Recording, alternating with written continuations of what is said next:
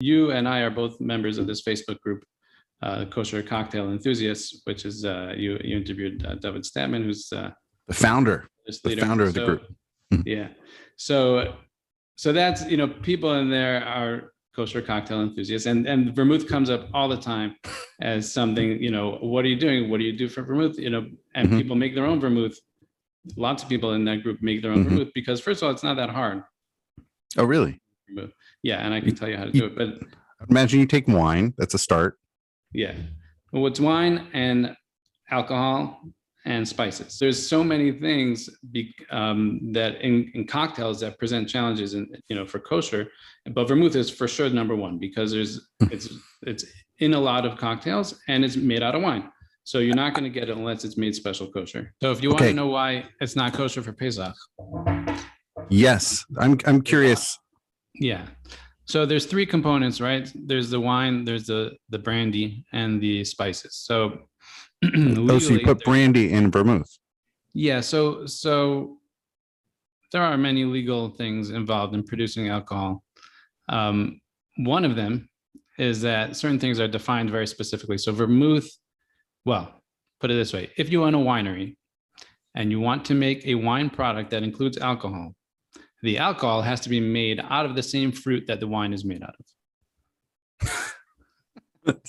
Oh, man. Yeah. Oh. So therefore, if you're making vermouth out of grape wine, which you are, you have to have grape alcohol, which is brandy. So again, you have a kosher problem. You have to, where are you getting, you can get grape brandy, but it's not not that many of them. So, but that's not even the problem. So the wine is kosher for Pesach. The brandy that I'm using is kosher for Pesach. The spices are not certified kosher for Pesach. So in vermouth, like in gin, you use a lot of obscure spices. So just like both of the vermouths have angelica, which is a root.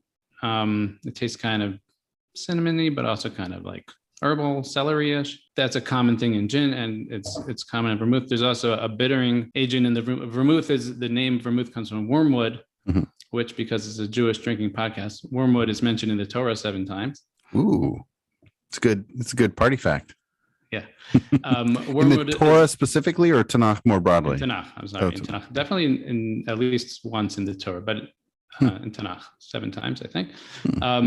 Wormwood is extremely bitter, and that's always the context that it's used in. So there's usually something that makes that you put in vermouth to make it bitter. So that's another herb that I use. Is called gentian. So the herbs that I use, they're all kosher, obviously, but they're not certified kosher for Pesach. And to find all these things certified kosher for Pesach,